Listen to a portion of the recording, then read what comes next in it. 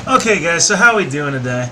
So, for our final video today, we're going to talk about the British election and talk about the statements of Boris Johnson concerning October 31st. His pledge that he will deliver Brexit on that date.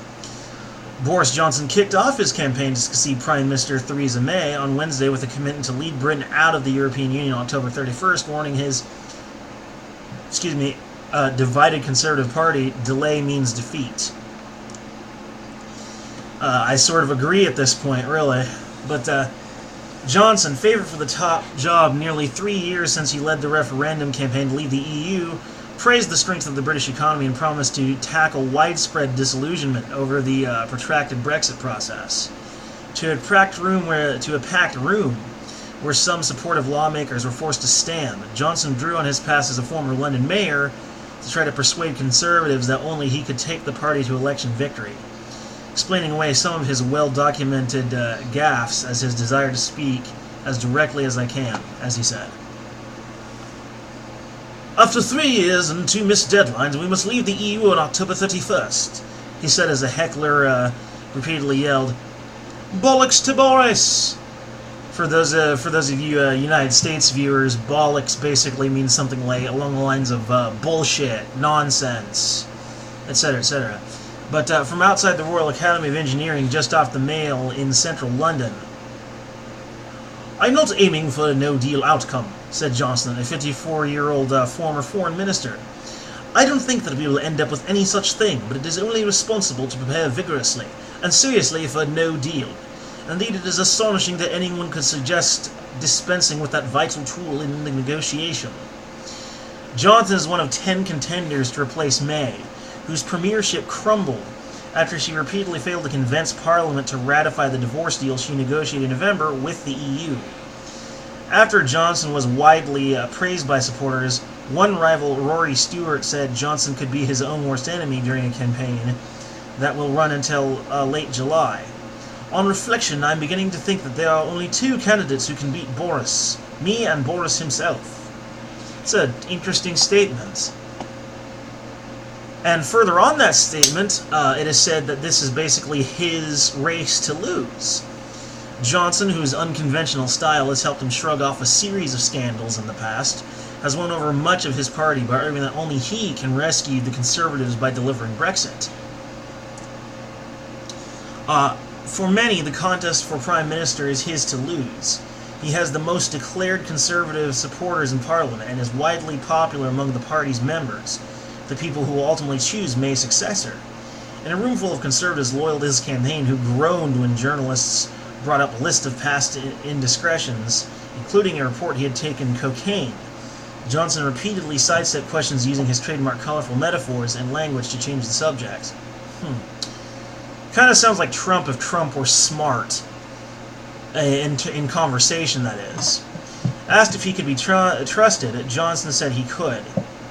On drugs, which has become a campaign issue after rival Michael Gove was forced to admit he had taken cocaine 20 years ago when he was a journalist. "I think what most people want us to focus on is this campaign, if I may say so, is what we can do for them and what our plans are for this great country of ours." Yeah, so that was kind of low, if you ask me. As someone who has actually been following politics worldwide, this is a world news channel. I focus on many things. It's called The Unglobalist for a reason, because I'm a nationalist, loud and proud. But in my observations of political races and discussions, that was just low, okay? Just because 20 years ago he might have snorted a little cocaine, how does that even remotely affect the issue at hand? Or how does that even really say that he's, how does that make it seem as though he's incompetent, right? It doesn't really seem to me that it should put his ability to lead into serious question. I mean, it's 20 years ago, it's obviously all out of his system, he might have only done it like the one time. All that really does is just trying to get your supporters to see him differently. Try and take a cheap shot at his character.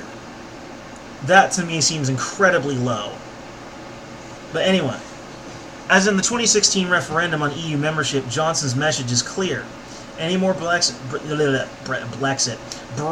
delays, and the Conservative Party risks opening the door to a government led by opposition Labour leader and veteran socialist Jeremy Corbyn.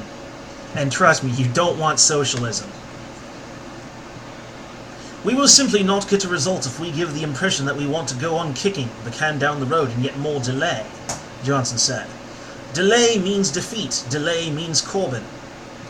Interior Minister Sajid Javid agreed that voters felt the government was incompetent because of the failure to deliver Brexit, but had a jibe at his rival as he launched his own leadership campaign.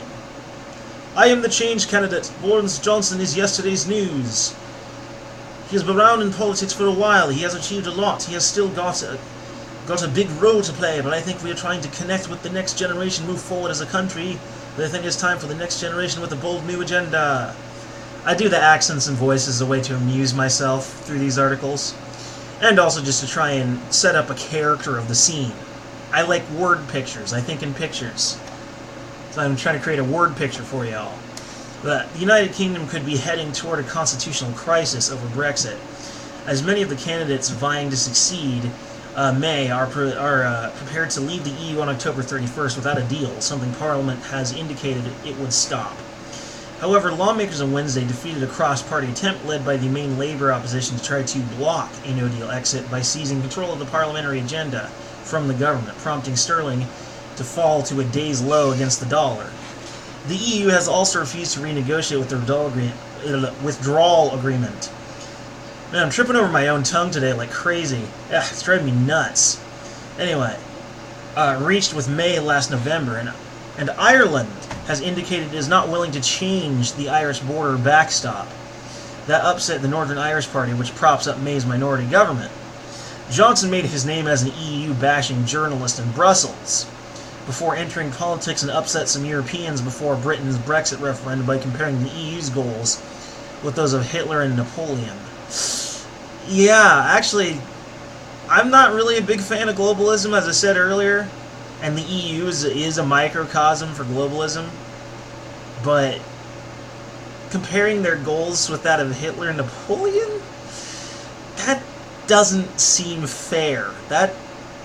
I think that's taking it just a step too far.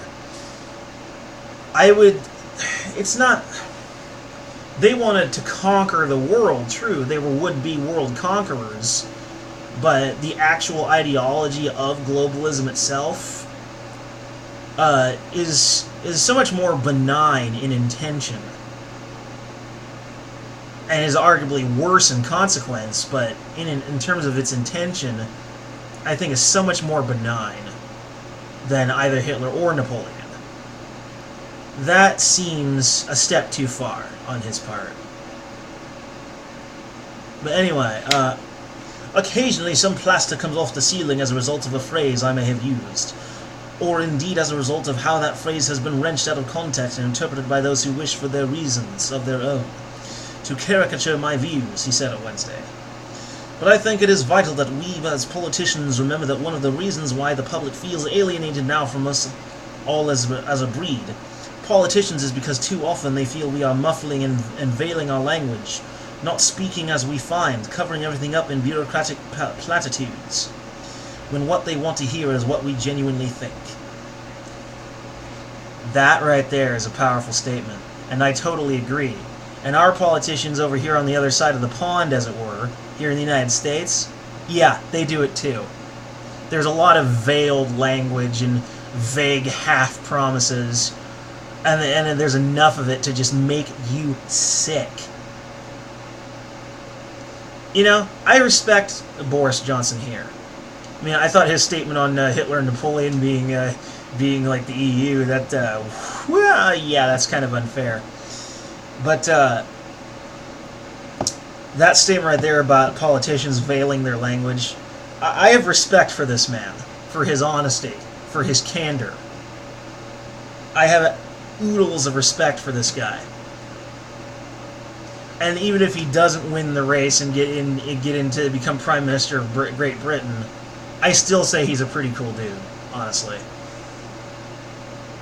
I like him. But don't I don't think that you should let that cloud your judgment. If you like and respect him as well, don't let that cloud your judgment. Vote for someone who can get the job done, which admittedly I think he certainly can. But be willing to consider the possibility that his opponents might actually be better for the job than him. Be open to that possibility and be open-minded. But overall, I would say vote for Boris Johnson. Anyway, that's all for today, British folks. See ya.